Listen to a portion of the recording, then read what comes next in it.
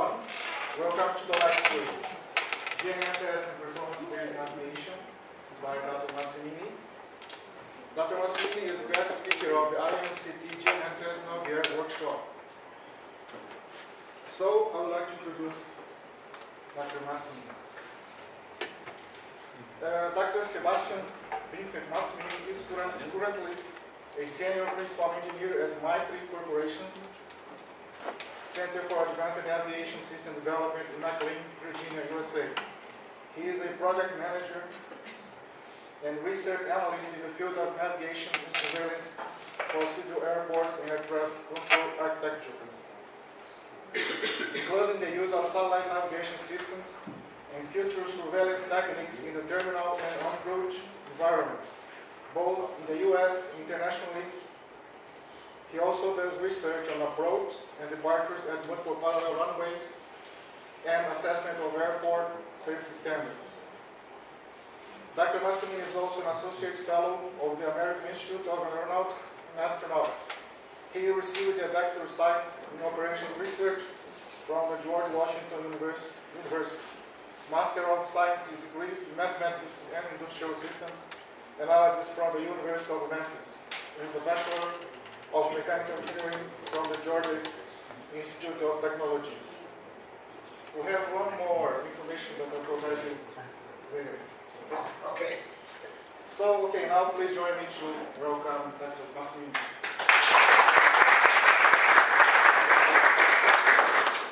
So, I'm a gringo, okay, so I'm going to talk in English. I will try to talk slow. If there's a word I use that you don't understand or you need me to repeat something, okay, I don't mind, I understand. I admire you for learning English. I know Spanish pretty well, but I don't know any Portuguese. I was telling Milton that a few years ago, my wife and I went to Portugal. And we spent actually 2 weeks there, two trips. And I never found a single person in Portugal who could speak Spanish. English, yes, but not Spanish. So I know that Brazil is better. Many of your neighbors speak Spanish, but I'll do the best I can to talk slow. Okay. They said I'm from the Maitri Corporation. I'll talk about that a little bit. And I know many of you are students for your doctorate. And I was just thinking it was 25 years ago, last May, that I got my doctorate. And I was released from slavery. So today I want to talk a little bit about aviation in the United States. I will try to keep it at a level because I know many of you do not work principally in aviation, although we have some folks from Brasilia here that are, and that do. And so I'll try to keep it level. But the idea is how much we are using GNSS in aviation.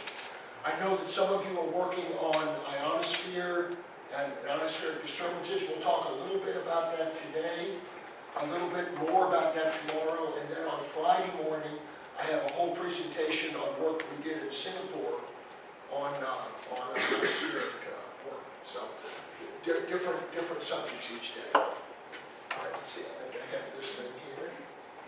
All right. First, the presentation is here on the computer, and you can use it. But my boss is very cautious, and I'm going to say a lot of things that are not on the screen. Okay? It looks like we're recording it, so you can listen to what I say here if you want. I work at a firm called Minter. It is a not-for-profit firm, so we don't try to make money. We were originally from the Massachusetts Institute of Technology near Boston, Washington. And we have about 8,000 people that work at Minter. About 800 of us work with civil aviation. So that's the part I work in. We do not sell things. We do not sell software. We develop software, but we don't sell it. And I was talking to Milton the other night, occasionally we will patent technology. For example, many patents for GPS belong to Minter. The reason that we patent them is because we will not charge for the patent. We license it free of charge. We patent it so that someone else will not patent it and charge people for it. So that's the kind of company we are. And the area that I work in, we do research on air traffic control and air traffic control systems engineering. However, a lot of that air traffic control is now two parts. The airplane has a large part of it. So we work with both airplanes and the air traffic controllers. Today I'm going to talk about PBN, which is performance-based navigation. Different sources for the navigation.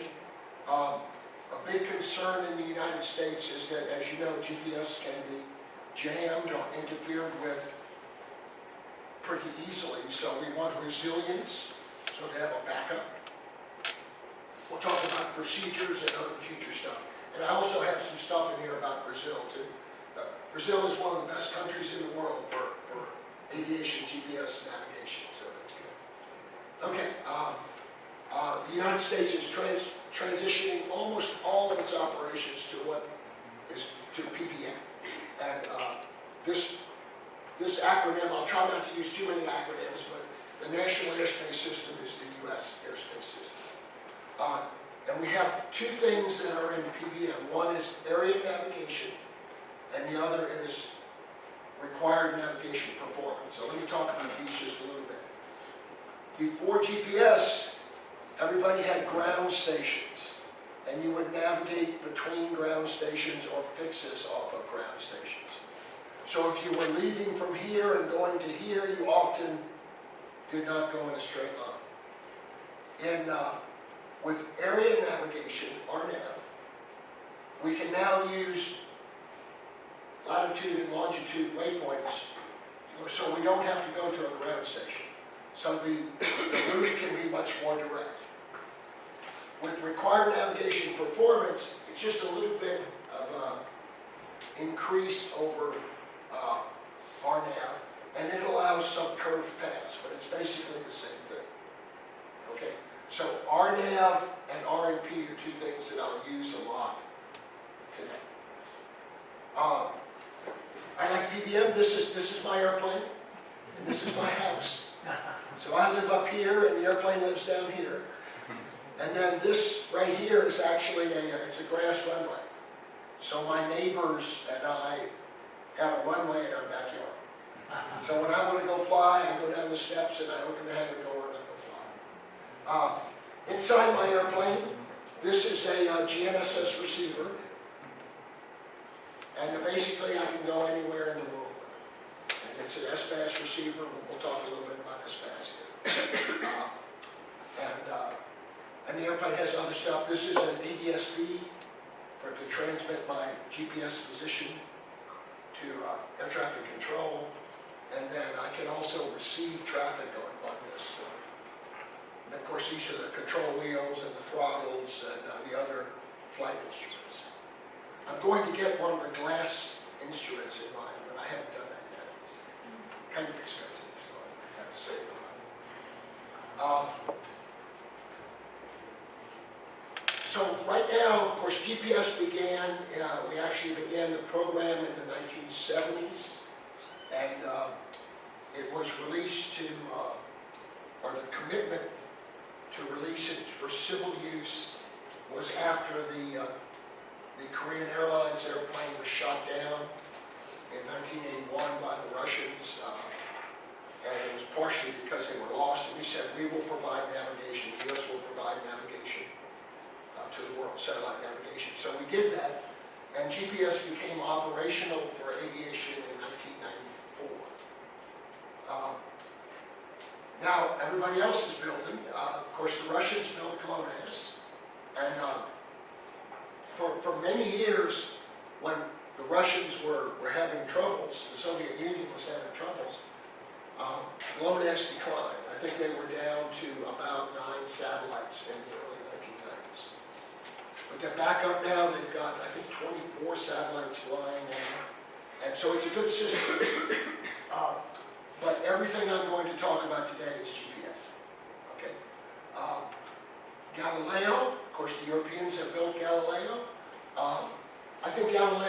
great improvement because they said they were going to have 2 civil frequencies, and they did.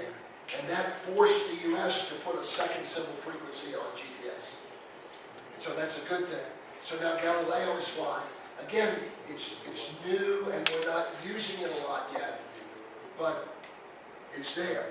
My phone uses GPS GLONASS, and we'll use a little bit of Galileo in the future. So this is good. Lots of satellites. And of course, the Chinese are putting up Baidu, and still pretty new, and they haven't released everything yet. But this will be a fourth major navigation system. But again, today I'm going to talk almost all about GPS, and then about augmentation systems, SBAS, and GBAS. So SBAS is the satellite-based, and GBAS is the ground-based. I'll talk about those. But what's good about PBN? Now, we like to be able to fly from one point to another without having to do ground stations. That's good. All right? And we like to be able to climb and descend so that it's the most efficient for the airplane and we save the most fuel. But to me, that's not the most important thing about satellite navigation. Safety is. This is a study that we did back, when was it, 1992, I think. And we looked at what was called controlled flight into terrain. So this is where the airplane is under nice control and it hits the ground. So why does that happen? We found that at airports where there is an approach to the runway that is guided horizontally and vertically, that the rate of controlled flight into terrain, which we call CFIT, is much reduced. These are air carrier accidents. It turned out for approaches that were only horizontally guided, the accident rate was 9 times as much as one with horizontal and vertical guidance. So with our PBN, with GPS and SBAS and GBAS, we can provide vertical guidance approaches to all of our runways. And that's what the U.S. is doing now. We're not in all our runways, but that's the goal. And I'll show you some slides of approaches here in Brazil. You all are doing the same thing. So good work. So again, safety is a big effort here. These are the last two, not the last two accidents. We had one accident in the U.S. where an engine exploded and part of the cowling hit the window and killed one. But these were the two before. This is a Asiana Airlines that landed in San Francisco and landed short of the runway. Again, perfectly good airplane. Was not doing a vertically guided approach. This is a UPS, a cargo airplane, that was doing an approach into our airport in Birmingham, Alabama, and hit the ground before the runway. So these are the kinds of accidents that we want to avoid with GPS, or with PBN. Where do we get it from? We talked about, of course, GPS, operational system, well, 1995, I think I said 94, but it's 95. The nominal system is 24 satellites. There's 31 satellites today, although PRN-18 is not working, so it's really only 30. 6 planes and a worldwide network of monitoring stations. For aviation, we don't use GPS directly. Okay? All our GPS positions have to have integrity. And we do that what we call the aircraft-based augmentation system. Or this is one of the methods of integrity. And what we do is we look at 4 satellites, can give you position and time. But if you have 5 satellites, you can check. So what we do is we take a position that's calculated, say for example, from 1, 2, 3, 4 satellites. And then we take a position from 1, 2, 3, 5, and 1245, and 1345, and 2345. And if those positions are all within a certain standard, then we are, to a high degree of probability, sure that our position is correct. So this is something that all aviation GPS receivers do. Very few cell phone receivers do this. So if you have a GPS error on a satellite, your cell phone position may be off and you won't know it. Okay?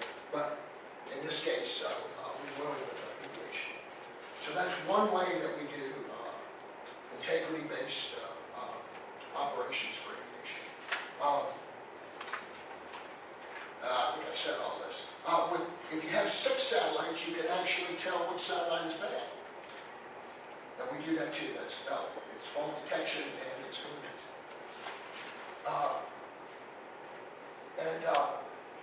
We can integrate the GPS data into inertial gyros, into barometric altimeters, and also with high precision clocks. So all of those things are done in aviation. But a better way for integrity is we use this is the wide area augmentation system. So this is SBAS, satellite-based augmentation system. This is the US implementation of it. We have 38 ground stations in Canada, the US, and Mexico, and also Puerto Rico and Hawaii. Here's Puerto Rico here. And those ground stations do dual frequency measurements from each GPS satellite that they can see. Those measurements are sent to master stations. The master station develops a grid of errors and then sends that grid of errors to geosynchronous satellites, and the satellites transmit those to users. So this gives me 2 things as a user. Instead of a GPS accuracy of 3 to 5 meters horizontally and maybe 20 meters vertically, I get a horizontal accuracy of about 3/4 of a meter, and I get a vertical accuracy of about 1.5 meters, 95% accuracy.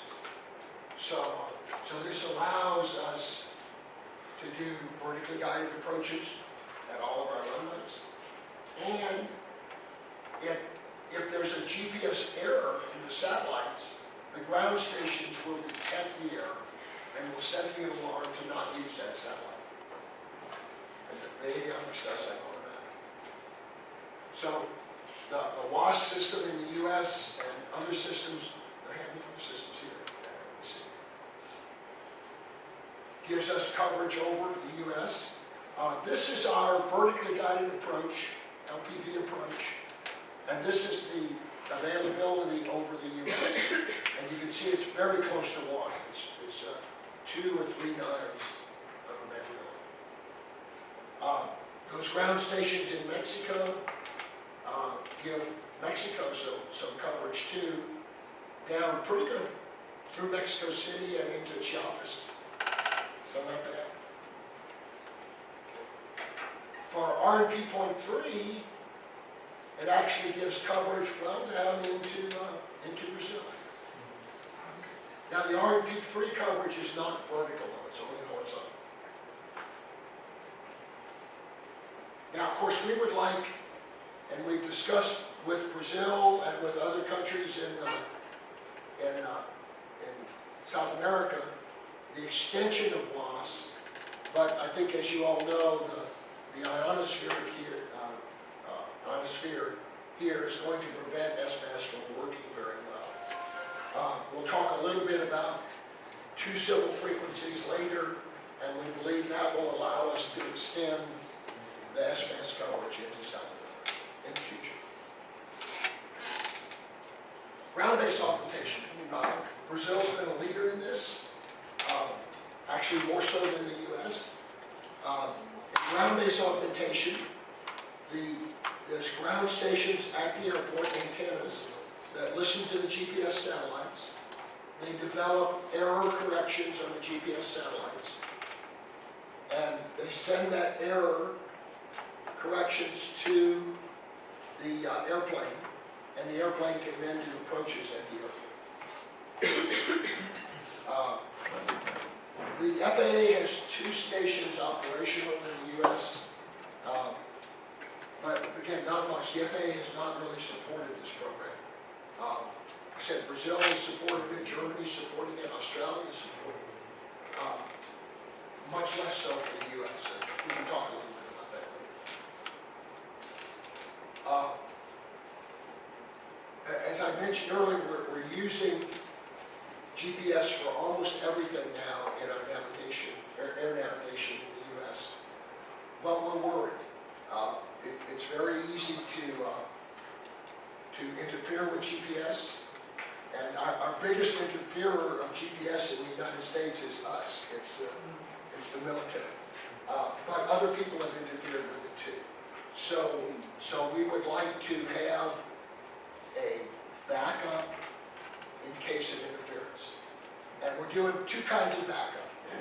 One is distance measurement equipment, and I'll talk a little bit about what that is. And the other is the VOR system, which is a ground-based navigation station. And in general, at higher altitude, we're going to do DME and DME. And at lower altitude, we're going to do VORs.